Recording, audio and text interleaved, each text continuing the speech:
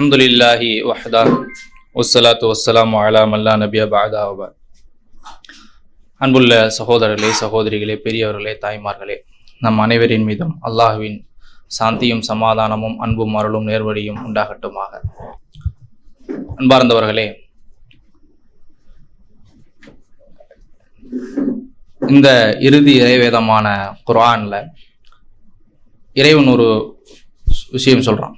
ஒரு வசனம் வருது, வஇன் தஉத்து நிஅமத்தல்லாஹி லா துஹ்ஸூஹா. நீங்கள் இறைவன் உங்களுக்கு வழங்கிய அருட்களை எல்லாம் எண்ணினால் உங்களால் எண்ணவே முடியாது. ஆக இறைவன் நமக்கு எண்ணில் அடங்காத அருட்கொடைகளை என்ன செஞ்சிருக்கிறான், கொடுத்திருக்கிறான். அதை சொல்லிட்டு அந்த வசனத்துல இறைவன் முடிக்கிறான், இன்னல் இன்சான லலூமுன் கஃபார். ஆனாலும் மனிதன் வரம்பு மீறுகிறானாகவும் நன்றி கெட்டவனாகவும் இருக்கிறான். இந்த வசனத்தை படிக்கிற நேரத்துல நிறைய மக்கள் என்ன நினைப்பாங்க அப்படின்னா, நம்ம நன்றியோட தானே வாழ்றோம் இந்த உலகத்துல அப்படின்னு. அப்படி இல்லை. இறைவன் சொல்றான், மனிதர்கள் நன்றி கெட்டவர்களாகத்தான் இருக்கிறார்கள் அப்படின்னு. யோசிச்சு பாருங்க. பொதுவாகவே சில மக்கள் இப்படி இருக்கலாம், இறைவன் எனக்கு நிறைய கொடுத்துருக்கிறான், கடவுள் எனக்கு ஆண்டவன் என்ன நல்லா தான் வச்சிருக்கிறான் அப்படின்னு நினைக்கக்கூடிய மக்கள் உண்டுதான். ஆனால் பெரும்பாலும் நீங்க பாத்தீங்க அப்படின்னு சொன்னா, நம்ம எந்த சிந்தனையில இருப்போம் அப்படின்னா, எது உயர்வாக கிடைச்சதோ அதையெல்லாம் நம்ம அருட்கொடையாக நினைப்போம். உதாரணத்துக்கு, ஒருத்தர் நல்ல செல்வந்தரா ஒருத்தர் இருக்கிறாருன்னு வைங்களேன், அவர் என்ன செய்வார், முழு மனதோட ஏற்றுக்கொள்வார், கடவுள் எனக்கு நிறைய கொடுத்துருக்கிறார் அப்படின்னு. ஒருத்தர் ஒரு ஹையஸ்ட் ஒரு வேலையில இருக்கிறாரு, ஒரு பதவியில இருக்கிறாருன்னு வைங்களேன், அவர் என்ன செய்வார், முழு மனதோட இறைவனுக்கு நிறைய கொடுத்துருக்கிறார் அப்படின்னு சொல்லுவார். ஒரு பெரிய பங்களா கட்டி ஒரு உயர்ந்த அந்தஸ்துல இருக்கிறாங்க அப்படின்னு சொன்னா என்ன செய்வாங்க, இறைவன் நல்லா கொடுத்துருக்கிறான் எனக்கு அப்படின்ற ஒரு எண்ணத்தோட இருப்பாங்க. ஆனா யோசிச்சு பாருங்க, இது மட்டுமல்ல இறைவனுடைய அருள் அப்படிங்கிறது. உண்மையிலேயே இது மட்டுமல்ல, இது இறைவனுடைய அருட்கொடை தான். ஆனாலும் கூட இறைவன் அருளாக சொல்றது எது தெரியுமா, இந்த உலகத்துல மனிதர்களுக்கு கொடுக்கக்கூடிய எல்லாமே இறைவனுடைய அருள் தான். சுப்ஹானல்லாஹ். ஆண்டவன் நமக்கு கொடுக்கக்கூடிய ஒவ்வொரு விஷயமும் இறைவனுடைய அருட்கொடைகள் தான். அதனால தான் இறைவன் சொல்றான், இறைவனுடைய அருட்கொடைகளை எல்லாம் உங்களுக்கு கொடுக்கப்பட்டதையெல்லாம் நீங்க எண்ணுனீங்க அப்படின்னா உங்களால் எண்ணவே முடியாது அப்படின்னு. இறைத்துதர் நபிகள் நாயகம் ஸல்லல்லாஹு அலைஹி வஸல்லம் அவங்க இரவு நேரத்துல தூங்குறதுக்கு முன்னாடி ஒரு பிரார்த்தனை செய்வாங்க நன்றி சொல்றதுக்காக. என்ன பிரார்த்தனை அப்படின்னா, அல்ஹம்துலில்லாஹில்லதி அத்அமனா வ கஃபானா, அல்ஹம்துலில்லாஹில்லதி அத்அமனா வ ஸகானா வ கஃபானா வ ஆவானா வ கம் மிம்மல்லா காஃபிய லஹு வலா முவிய. இதனுடைய அர்த்தம் என்ன அப்படின்னா, இறைவனுக்கே எல்லா புகழும். எந்த இறைவன் இன்றைக்கு எனக்கு உணவு கொடுத்து, உண்ணுவதற்கு உணவு கொடுத்து, குடிப்பதற்கு தண்ணீர் கொடுத்து, வாழ்க்கைக்கு தேவையான வாழ்வாதாரங்களை எல்லாம் கொடுத்து, தங்குவதற்கு போதுமான பாதுகாப்பான இடத்தையும் கொடுத்த அந்த இறைவனுக்கு. அதை சொல்லிட்டு இறைத்துதர் சொல்லுவாங்க, வக்கம் மிம்மன்லா காஃபியலஹு வலா முவிய. எத்தனையோ பேர் இதெல்லாம் இல்லாதவர்களாக இருக்கிறார்கள். அவ்வளோ அழகான பிரார்த்தனை பாருங்க. இந்த இடத்துல தான் நான் சொன்னேன்ல, நம் மனிதர்கள் பெரும்பாலும் நன்றி கெட்டவர்கள் அப்படின்னு. இந்த இடத்துல தான் இறை தூதர்களை போல நன்றி உள்ளவர்களும் நம்மை போன்ற நன்றி கெட்டவர்களும் பிரிகிறாங்க. ஏன்னா பொதுவாக நம்ம என்ன செய்யறோம் அப்படின்னா, நம்மகிட்ட இல்லாத விஷயத்தை தான் என்ன செய்யறோம், அருளாகவே நினைச்சிட்டு இருக்கோம். இறை தூதர் தனக்கு கிடைச்ச விஷயங்கள் எத்தனையோ பேருக்கு இல்லாம இருக்குங்க பார்த்துருக்காங்க. இன்னும் சொல்ல போனா, இறை தூதருடைய உணவு என்ன யோசிச்சு பாருங்க. அவருடைய தோழர்கள் சொல்றாங்க, நபிகள் நாயகம் அவர்கள் தன்னுடைய வாழ்நாளில் ஒரு மிருதுவான ரொட்டியை சாப்பிட்டதே இல்லைன்னு சொல்றாங்க. நீங்க நம்ம சாப்பிட்றோம்ல சாஃப்டான ஒரு சப்பாத்தி பரோட்டா அதெல்லாம், அது மாதிரி சாஃப்டான ஒரு பொருளை நபிகள் நாயகம் அவங்க சாப்பிட்டதே இல்லைன்னு சொல்றாங்க. 3 மாத காலங்கள் அவருடைய வீட்டில் அடுப்பெரியாம இருந்த காலங்கள் உண்டு. இன்னும் இறை தூதருடைய உணவு வகைகள்லாம் நீங்க என்னன்னு பாக்குறீங்க, காஞ்ச பேரிச்சம்பழங்களும் தண்ணீர் தான். இதை சாப்பிட்டு வாழக்கூடிய இறை தூதர் மன நிறைவோடு சொல்றாங்க, எத்தனையோ பேர் இது இல்லாதவர்களாக இருக்கிறார்கள், இவற்றை கொடுத்த இறைவனுக்கே எல்லா புகழும் அப்படின்னு. இப்போ உணவு நமக்கு கிடைக்குதுல, நம்ம பிரச்சனையெல்லாம் என்ன, ஹை குவாலிட்டியான உணவு இல்லை, இன்னைக்கு பிரியாணி இல்லை, இன்னைக்கு உயர்ந்த ரக சாப்பாடு இல்லை, இன்னைக்கு டேஸ்டான சாப்பாடு இல்லை, இன்னைக்கு வயிறு முழுக்க சாப்பாடு இல்லை, இது நம்ம பிரச்சனை. ஆனா எது அருளாக சொல்லப்படுது தெரியுமா, நமக்கு உணவுன்னு ஒண்ணு கிடைக்குதே, ஏதோ ஒரு உணவுன்னு ஒண்ணு கிடைக்குதுல வயிற்று நிரப்புறதுக்கு, அதுதான் அதுவே இறைவனுடைய அருள் தான். யோசிச்சு பாருங்க. சில நாடுகள்ல நீங்க பார்க்கலாம், பிள்ளைகள் என்ன செய்யுது அப்படின்னு சொன்னா, அந்த நாட்டில் வறட்சி, விவசாயமும் பண்ண முடியாது, உழைச்சும் சாப்பிட முடியாது. அப்படியான ஒரு சூழல் அந்த நாட்டில். அந்த பிள்ளைகளுக்கு வேற வெளிநாடுகள்ல இருந்து உதவி செய்யறாங்க, கஞ்சி ஊத்துறாங்க. அந்த கஞ்சிய அவ்வளவு போட்டி போட்டுட்டு கோப்பையில ஏந்துதுங்க. சின்ன சின்ன பிள்ளைகள், ஒரு 5 வயசு 6 வயசு பிள்ளைகள். ஒருத்தர் ஊத்துறாரு. இந்த வீடியோக்கெல்லாம் நீங்க நிறைய பார்ப்பீங்க. ஒருத்தர் ஊத்துறாரு, ஒரு பிள்ளை ஒரு கோப்பையில வாங்குது, சுட சுட ஊத்துறாரு. அந்த சூடையும் பொருட்படுத்தாம, மிஞ்சி போனா 5 வயசு பிள்ளை, அந்த சூட்டை பொருட்படுத்தாம சுட சுட பிள்ளை என்ன செய்யுது அப்படின்னு தூக்கிட்டு போகுது. ஏன்? பசி. ஏன்? அதை விட்டா வேற சாப்பாடு கிடைக்காது. நம்ம எத்தனை பேர் ரோட்ல பாக்குறோம், சாப்பாடு இல்லாம கிடைச்சா கிடைக்கும், இல்லைன்னா இல்லை, அவ்வளவுதான். எத்தனை பேர் குப்பையில பொறுக்கி சாப்பாடு திங்கிறத நம்ம பார்த்துட்டு இருக்கிறோம். இதெல்லாம் இந்த மாதிரியான ஒரு சூழல் ஏற்படுத்தியிருக்கான் பார்த்தீங்களா இறைவன். நம்ம வாழக்கூடிய இந்த சூழலை யோசிச்சு பாருங்க. நம்ம எதிர்பார்க்குற நல்ல சாப்பாடு இல்லாமல் இருக்கலாம், ஆனா சாப்பாடே இல்லைங்கிற சூழல் நமக்கு இருக்குதா? கிடையாது. இந்த சூழலை இறைவன் கொடுத்திருப்பது இறைவனுடைய ஒரு மிகப்பெரிய அருள். இதை நம்ம அருளாகவே நினைச்சிருக்க மாட்டோம். அடுத்து தண்ணீருக்கு நபிகள் நாயகம் அவங்க அதை நினைவு கூர்றாங்க. நம்ம என்னைக்காச்சும் பொதுவாக முஸ்லீம்கள்ட்ட இந்த பழக்கம் உண்டு, தண்ணிக்கு இறைவனுக்கு நன்றி சொல்றது. பொதுவாக மக்கள் இடத்துல பாருங்களேன், தண்ணியை ஒரு அருளாக, தண்ணி ஒரு அருட்கொடையான்னு கேட்பாங்க. நம்ம பேசும்போது கூட சாதாரண தண்ணின்னு அதை சொல்லுவோம். ஆனால் எத்தனை நாடுகளில், எத்தனை வீடுகளில் குடிக்கிற வசதியில் தண்ணி இல்லை. இறைவன் இந்த வேதத்தில் சொல்றான், அஃபராயித்தும்மா அல்லதி தஷ்ரபூன், நீங்க குடிக்கக்கூடிய தண்ணியில நீங்க பார்க்கலையா? நீங்க குடிக்கக்கூடிய தண்ணியை பார்க்கலையா? அதை நாம தான் மேகத்துல இருந்து உங்களுக்கு இறக்குறோம். நாம நினைச்சிருந்தோம்னு சொன்னா அதை குடிக்க முடியாத உப்பு நீராக ஆக்கியிருப்போம். யோசிச்சு பாருங்க, எத்தனை பேரை நாம பார்க்கறோம் குடிக்க சரியான தண்ணி இல்லாம கால்வா தண்ணியை குடிக்கக்கூடியவங்களாக இருக்கிறாங்க. உண்மையாகவே அது காவா தண்ணி நல்லா தெரியும், வாடை அடிக்கும், அதனுடைய எல்லாம் இருக்கும். ஆனாலும் என்ன செய்வாங்க, இதை விட்டா வேற தண்ணி இல்லைன்னு சொல்லிட்டு குடிப்பாங்க. ஆனா அந்த சூழல் நமக்கு என்னைக்காச்சும் ஏற்பட்டிருக்கா? யோசிச்சு பாருங்க. தண்ணீர் மிகப்பெரிய அருட்கொடை. சில நாடுகள்ல, சில ஊர்கள்ல தண்ணீர் கிடையாது. ஒரு காணொலி நீங்க கொஞ்ச நாளைக்கு முன்னாடி பார்த்துருப்பீங்க. ஒரு 4, 5, 6 வயசு புள்ள 2 கேனை தூக்கிட்டு போகுது, நெடுதூரம் பயணம் போகுது. அந்த பெண் கோயினெல்லாம் போட்டு ஒப்பிட்டு போட்டிருப்பாங்க ஒரு வீடியோ. ஒரு 6 வயசு புள்ள 2 தண்ணி கேனை தூக்கிட்டு போகுது. எதுக்காக? அதை விட்டா தண்ணி கிடைக்காது அவங்களுக்கு. இப்போ தண்ணீர்னால நம்ம இவ்வளவு காலம் வாழ்ந்துகிட்டு இருக்கோம். அதை யோசிச்சு பாருங்க. இப்படியான ஏராளமான அருட்கொடைகள். அடுத்தது பாதுகாப்பான சூழல். நம்ம பிரச்சனை என்ன அப்படின்னா, நம்ம தங்குற வீட்டில் ஏசி இல்லைங்கிறது நமக்கு ஒரு குறையாக தெரியுது, வெக்கையா இருக்குது அப்படின்னு. உண்மையிலே வெக்கை தான், சிரமம் தான். ஆனால் யோசிச்சு பாருங்க, படுத்து இப்படி மல்லாந்து படுத்தா மேலே ரூஃப் இல்லாத எத்தனை பேர் இருக்காங்க? எத்தனை பேர் ரோட்ல படுத்து கிடக்குறாங்க? இன்னும் யோசிச்சு பாருங்க, எத்தனையோ நாடுகள்ல உயிர் பயத்தோட வாழ்ந்துகிட்டு இருக்காங்க. நமக்கு அந்த உயிர் பயம் இருந்துச்சா? நேற்று தூங்கும் போது கிடையாது. யாராச்சும் குண்டு போட்டுருவாங்கன்னு பயம் இருந்துச்சா? கிடையாது. ஆனா எத்தனையோ ஆயிரக்கணக்கான, லட்சக்கணக்கான மக்கள் இந்த உயிர் பயத்தோட பாதுகாப்பற்ற சூழலோடு இப்பயும் வாழ்ந்துகிட்டு இருக்கிறாங்க. இதை நம்ம அருளாகவே நினைக்கிறதுல பாருங்க. பாதுகாப்பான ஒரு சூழல் நம்ம வாழ்ந்துகிட்டு இருக்கிறோம், அதை நம்ம அருளாகவே நினைச்சிருக்க மாட்டோம்.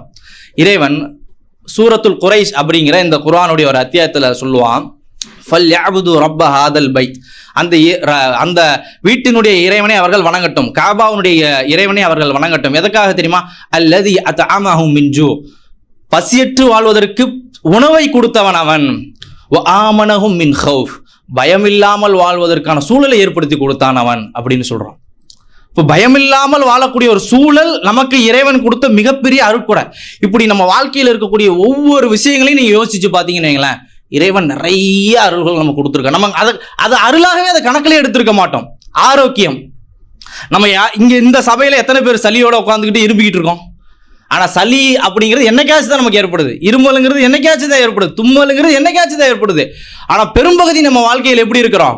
ஆரோக்கியமான வாழ்க்கையோட தான் இருக்கிறோம். அது வர்ற நேரத்தில் எவ்வளவு சிரமமா இருக்குது. அப்போ ஒரு சளியை நான் சொல்றேன், அதை தாண்டி நோய்களை எல்லாம் யோசிச்சு பாருங்க. ஆரோக்கியம் மிகப்பெரிய அருட்கொடை. நபிகள் நாயகம் அதைத்தான் சொன்னாங்க, மனிதன் கணக்கிலே எடுக்காத, கவனம் எடுக்காத 2 அருட்கொடைகள், ஒன்று ஓய்வு, இன்னொன்று ஆரோக்கியம் அப்படின்னு சொன்னாங்க.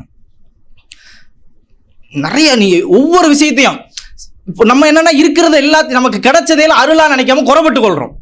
மனைவி சரியில்லை, கணவன் சரியில்லை, அப்படி இப்போ நடக்குது, இப்படி நடக்குது. ஆனா அது ஒரு அருட்கொடை. எத்தனை பேர் கல்யாணம் நடக்காம இருக்காங்க?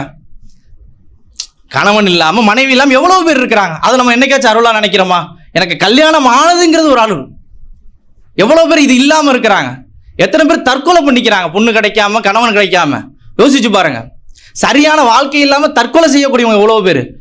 ஆனா அந்த மாதிரியான சூழல் இல்லாம கல்யாணம்னு ஒண்ணு நடக்குதே ஒரு மனிதனுக்கு, அது இறைவனுடைய அருள். நம்ம அந்த கணவனையோ மனைவியோ அருளாகவே நினைச்சிருக்க மாட்டோம். ஒழுக்கமான ஒரு மனைவி கடவுளுடைய அருள்.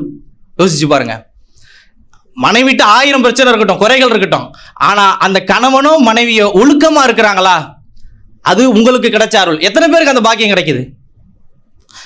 நம்ம என்ன கிடைச்ச வேலையெல்லாம் குறைப்பட்டு கொள்வோம். இந்த வேலையில் அது சரியில்லை, இது செய்யல, ஓவர் டைம் இருக்கு, சிரமமா இருக்காது. வேலை இல்லாம எவ்வளவு பேர் இருக்காங்க, பிச்சை எடுத்து திங்கக்கூடிய எவ்வளவு பேர் இருக்காங்க, கையேந்தி சாப்பிடக்கூடிய எவ்வளவு பேர் இருக்கிறாங்க. ஆனா உழைச்சி வாழ்றதுக்கும் இறைவன் ஒரு வேலையை கொடுத்துருப்பான். அதை நம்ம அருளாகவே நினைச்சிருக்க மாட்டோம், குறைப்பட்டுக்கிட்டு இருப்போம். சம்பாதிச்சு வாழ்றதுக்கான சூழலை இறைவன் ஏற்படுத்தியிருப்பான். அந்த சம்பாத்தியம் குறைவுங்கிற அந்த குறைய பார்ப்போம். ஆனா சம்பாதிச்சு ஒரு முதலாளியாக நம்ம உட்கார்ந்துகிட்டு இருக்கோமே, இறைவன் நம்மளை இந்த இடத்துல வச்சிருக்கிறானே அப்படிங்கிறத நம்ம அருளாக நினைக்க மறந்துருப்போம். வெளிநாட்டுல இங்க இருக்கக்கூடிய நம்ம வெளிநாட்டுல வேலைக்கு போக முடியல அப்படிங்கிறத ஒரு சிரமமா பார்ப்போம், குறையா பார்ப்போம். ஆனா இங்க மனைவி மக்களோட, தாய் தந்தையோட, குடும்பத்தோட வாழக்கூடியது ஒரு அருளாகவே நம்ம நினைக்க மாட்டோம். எத்தனை பேருக்கு அந்த பாக்கியம் கிடைக்கல வெளிநாட்டுல இருக்கக்கூடியவங்க? நான் ஒரு முறை இங்க இருந்து ஊருக்கு போகும்போது நான் என்னுடைய நண்பர்கிட்ட சொல்றேன், 2 நாள் தான் போய் லீவு கிடைச்சது பெருநாளைக்கு போறதுக்கு, பண்டிகைக்கு போறதுக்கு அப்படின்னு. அப்ப அவர் சொல்றாரு, எத்தனையோ பேர் சொந்த குடும்பத்தோட பண்டிகை கொண்டாட முடியாதவங்களாக இருக்கிறாங்க. யோசிச்சு பாருங்க எவ்வளவு உண்மை. லட்சக்கணக்கில் சம்பாதிக்கக்கூடியவங்க, இதை நம்ம அருளாக கணக்கிலேயே எடுக்க மாட்டோம். வெளிநாட்டில் இருக்கக்கூடியவங்க அதை ஒரு பெரிய ஒரு சிரமமான வாழ்க்கையை குறைவிட்டு பார்ப்பாங்க. ஆனா கடன் இல்லாத, பொருளாதாரம் நிறைஞ்ச ஒரு நல்ல ஒரு வாழ்க்கையை வாழ்ந்துகிட்டு இருப்பாங்க. அது அந்த பாக்கியம் எத்தனை பேருக்கு கிடைக்காம. இப்படி நம்ம வாழ்க்கையில யோசிச்சு பார்த்தோம் அப்படின்னு சொன்னா எவ்வளவோ விஷயங்கள், நிறைய அருட்கொடைகள். இறைவன் தூய்மையான சுப்ஹானல்லாஹ். நீங்க உட்கார்ந்து இப்படி யோசிச்சு பாத்தீங்க அப்படின்னு சொன்னா, நான் பேசுறது நீங்க கேட்கறது ஒரு அருட்கொடை, நான் பார்க்கறது ஒரு அருட்கொடை. கண் பார்வை இல்லாத எவ்வளவு பேர் இருக்காங்க. ஆனா இறைவன் நமக்கு என்ன செஞ்சிருக்கான்? கண் பார்வை கொடுத்துருக்கான், கேட்கக்கூடிய செவியை கொடுத்துருக்கான், பேசக்கூடிய ஆற்றலை கொடுத்துருக்கிறான். எவ்வளவோ அருட்கொடைகள். இதனால தான் இறைவன் சொல்றான், நீங்க கணக்கு போட்டீங்கன்னா உங்களால் கணக்கு போடவே முடியாது. சகோதரர் நினைச்சு பாருங்க, பிரசவம் நடக்கும். பொதுவா பிரசவம் நடந்த அன்றைக்கும் சரி, அதுக்கப்புறமும் பாத்தீங்கன்னா பெண்கள் பெருசா குறைப்பட்டுக் கொள்வாங்க. உண்மையிலே சிரமம் தான், பிரசவம் சாதாரண வழி அல்ல. அதனால தான் இறைவன் அவ்வளவு பெரிய முக்கியத்துவத்தை தாய்மார்களுக்கு கொடுத்திருக்கிறான். சிரமம்னு இறைவனே சொல்றான். ஆனா யோசிச்சு பாருங்க, எனக்கு அவ்வளவு சிரமம் ஆயிடுச்சு, அப்படி கஷ்டப்பட்டுட்டு இப்படி கஷ்டப்பட்டுட்டு அந்த பெண்கள் பேசுவாங்க. ஆனா யோசிச்சு பாருங்க, அதே வார்டுல, அதே பெட்ல, அதே ஹாஸ்பிட்டல்ல எத்தனை பேரு மூச்சு காத்து இல்லாத பிள்ளையை பத்தி எடுத்திருப்பாங்க. இறந்து போன நிலையில பிள்ளைகளோட பிரசவம் எத்தனை பேர் இருப்பாங்க. ஆனா ஆரோக்கியமான பிள்ளையை இறைவன் உங்களுக்கு கொடுத்துருப்பான். அதை நீங்க அருளாகவே நினைக்க மாட்டீங்க. இப்போ நம்ம வாழ்க்கையில் இருக்கக்கூடிய சிரமங்கள், குறைகள், இதையே நம்ம ஹைலைட் பண்ணி பேசுவோம். இறைவன் நமக்கு எவ்வளவு கொடுத்துருக்கான் அப்படிங்கிறத மறந்துட்டு பேசுறோம். அதனாலதான் இறைத்தூதர் நபிகள் நாயகம் சொன்னாங்க, உங்களுக்கு கீழே உள்ளவங்களை பாருங்க, அதன் மூலம் இறைவன் உங்களுக்கு எவ்வளவு கொடுத்துருக்கிறான் அப்படிங்கிறத நீங்க உணர்வீங்க அப்படின்னு சொன்னாங்க. அன்பார்ந்தவர்களே, இது போன்ற நம்முடைய வாழ்க்கையில் இருக்கக்கூடிய இறைவனுடைய அருள்கள், நாம உணராத அருள் என்றே நினைக்காத அருள்கள் ஏராளம், கோடிக்கணக்கான கோடான கோடி இருக்கின்றன. அதையெல்லாம் நம்ம யோசிச்சு இறைவனுக்கு நன்றி உள்ள அடியார்களாக, நன்றி உள்ள மனிதர்களாக இருக்கணும். இறைவனுக்கு நன்றியா இருக்கிறதுனா என்ன? அதுதான் இந்த உரையுடைய பேசக்கூடிய காரணமே. நிறைய பேர் என்ன இந்த மாதிரி சொல்ல, ஆமா இறைவனுக்கு நான் நன்றியா இருக்கணும் அப்படின்ட்டு போயிடுறோம். ஆனா நன்றியா இருக்கிறதுனா என்ன, அதை யோசிக்கணும்ல. இது எல்லாரும் ஏற்றுக்கொள்வாங்க, ஆமா இறைவனுக்கு நன்றியா இருக்கும். நன்றியா இருக்கும்னா என்ன யோசிச்சு பாருங்க. இந்த இறை வேதத்துல இறைவன் குர்ஆன்ல சொல்றான், நிறைய இறைவன் கொடுத்துக்கூடிய ஒவ்வொரு அருட்கொடைகளையும் பாருங்க. உங்களுடைய தாய்மார்களுடைய வயிற்றிலிருந்து நீங்க வெளியே வரும்போது ஒன்றுமே அறியாதவர்களாக இருந்தீர்கள் அப்படின்னு சொல்றான். நமக்கு அறிவை இறைவன் கொடுத்துருக்கிறான், அது பெரிய அருட்கொடை. கால்நடைகளை பத்தி இறைவன் சொல்றான், உங்களுக்கு கால்நடைகளை நம்ம கொடுத்தோம். எப்படி தெரியுமா? அந்த கால்நடைகளுடைய தோள்கள் இருக்குதே, அதை நீங்க பயணத்துக்கு போகும்போது வீடுகளாக அமைத்துக் கொள்வதற்கு ஏற்றாற் போல் உங்களுக்கு படைத்திருக்கிறான்.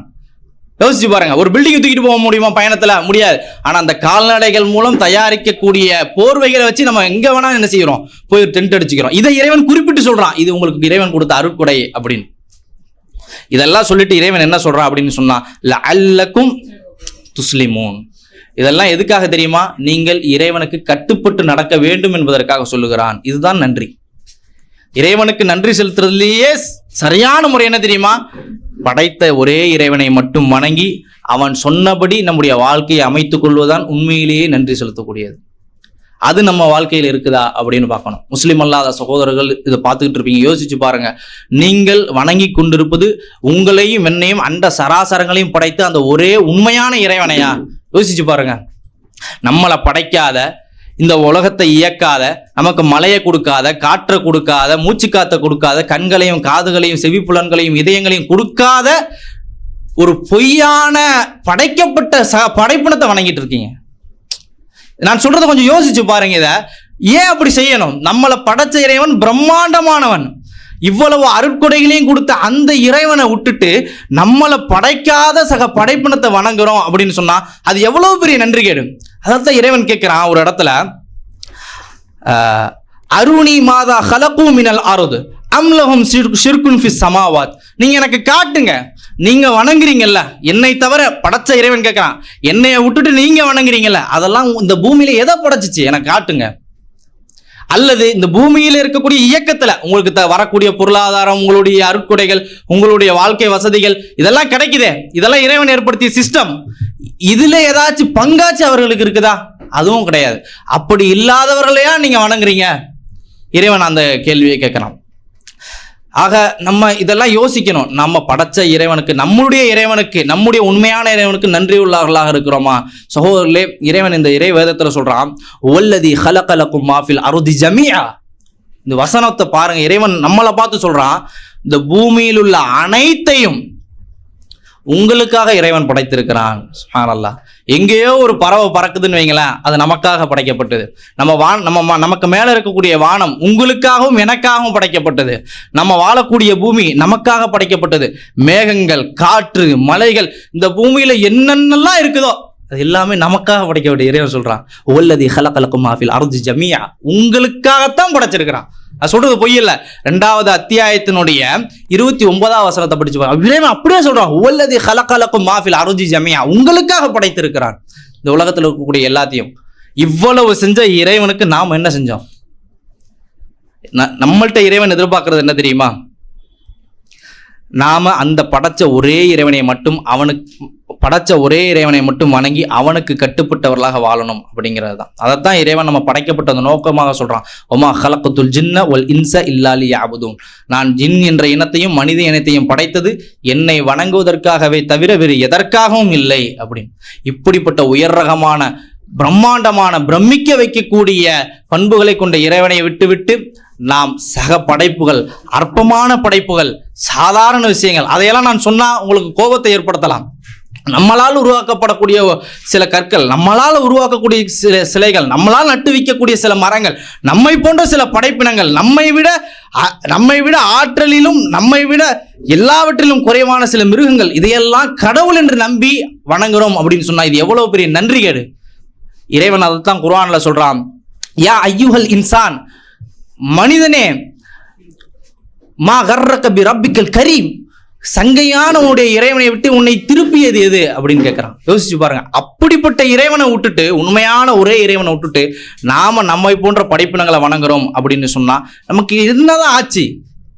ஆக நாம இறைவனுக்கு நன்றி உள்ளவர்களாக இருக்கணும் அப்படின்னு சொன்னா நம்மளை படைச்ச அந்த உண்மையான ஒரே இறைவனை மட்டும் வணங்கி அவன் சொன்னபடி நம்முடைய வாழ்க்கையை வாழ்ந்தோம் அப்படின்னு சொன்னா நன்றியுள்ள அடியார்களுடைய அடிப்படை தகுதியை பெறுவோம். அந்த மக்களில் இறைவன் என்னையும் உங்களையும் நம் அனைவரையும் ஆக்க வேண்டும் என்று பிரார்த்திக்கிறேன். அக்கூலு கௌலி ஹாதா அஸ்தக்ஃபிருல்லாஹ் லி வலக்கும். அஸ்ஸலாமு அலைக்கும் வரஹ்மத்துல்லாஹி வபரகாத்துஹு.